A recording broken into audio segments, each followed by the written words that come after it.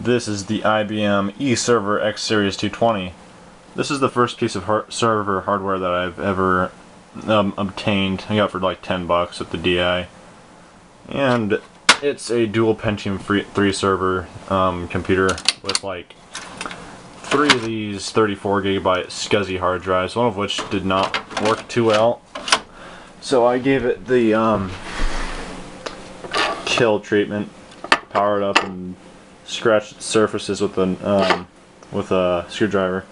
Oh, then I got this bracket back. It has like these security Torx screws. They're kind of annoying to get off. Well, seeing as this is like my first piece of server hardware, I have no idea what to do with it, or really how it works at all. But I did install Windows XP on it, but before we boot it up, I'm going to take a look at the insides. So this is what it looks like inside. First of all, we got this bar that goes across here. It's just a big old fan. Let's take that off real quick. For like a server hardware with all these fans in here, it makes not very much noise. 1 minute.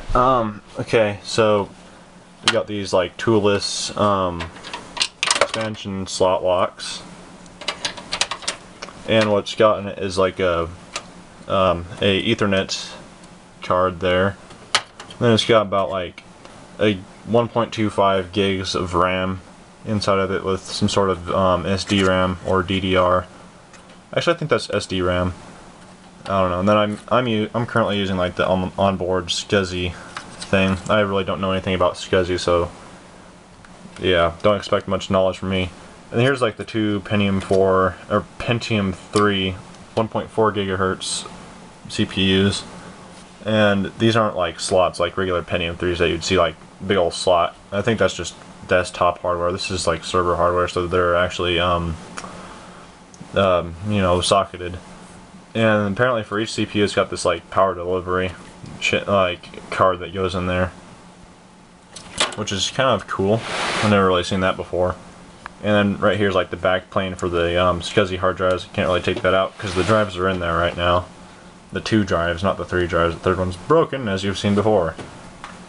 And then it's got this big old fan dealy bopper, this blower fan type deal to suck the air from in here over to the CPUs, blow down on that, and then get blown out by this fan here. And then a 330 watt power supply.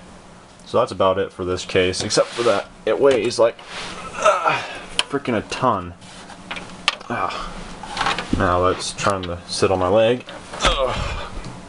Good grief. Let's try booting it up and see what it sounds like and whatnot. And before that, I forgot to say one thing.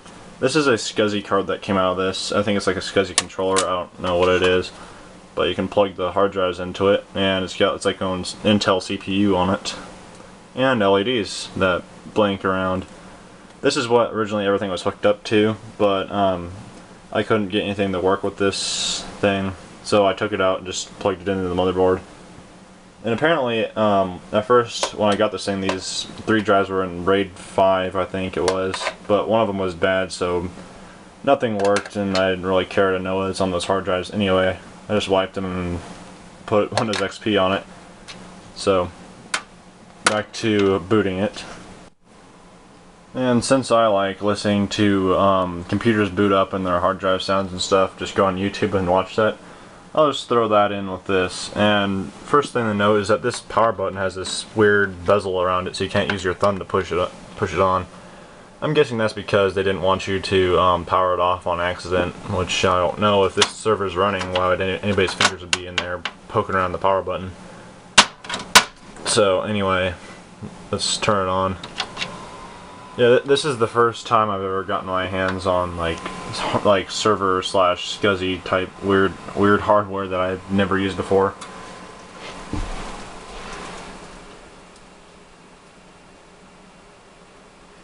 So here it comes up. It's pretty quiet so far. Apparently these SCSI hard drives do not spin up until their controller tries to access them. So that's why they're not really going anywhere right now. For some reason they spin up one at a time too. Well, I guess it only accesses one at a time, since I've heard that SCSI is sort of like a network inside the computer. And here's one they about spin up. That one there is spinning up right now. I think that's the one that I have Windows on right now.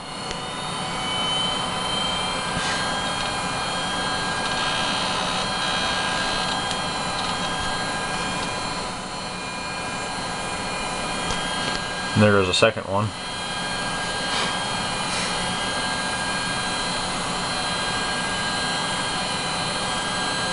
Both of these are pretty healthy sounding drives, if you ask me. They're both 10,000 RPM hard drives, which is pretty speedy. So then here comes Windows XP, and then this thing's still just accessing the hard drive. With this SCSI stuff, I'm surprised I didn't have to, you know, press F whatever for installing third-party SCSI or RAID software. So it booted up pretty quickly, and one of the gripes I have about it right now, I don't know if I'll have to do a little bit more tinkering around with it to get it to work, but it's not seeing both processors. That's the task manager right there. But I'm guessing that one Pentium 4 and Pentium 3 is capable enough of running XP by itself, because my 500 megahertz Pentium 3 was running XP for a while though, even though that thing was so friggin' slow, it was unbelievable. So that's pretty much it for now. I don't really have any idea what I'm going to do with this thing, or what I can do with this thing. I don't know. Well, first thing I had in mind was like, oh, maybe I could do this for like a storage type computer for like that or something, like all my old computers, make it so it accesses this one for network storage or something. But I have no idea.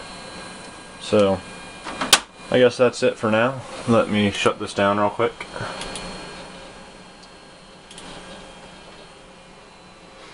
This thing runs pretty speedy if I do say so myself, but it's probably because it's on a really fresh install of Windows. But anyway, that is it for the xSeries 220 for now.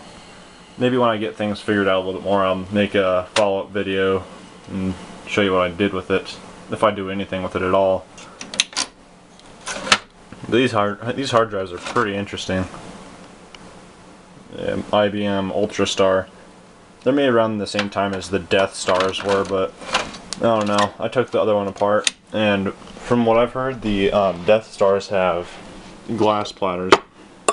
Those are not really glass platters. My cousin has a Death Star, I think, that failed on him. He tore it up. Whoa, that thing, his head got ripped off. Oh. Yeah, it's hanging off right there. Not to be surprised. Well, it's not surprising, because it kind of killed it. But that is all for now. So, I'll talk to you later.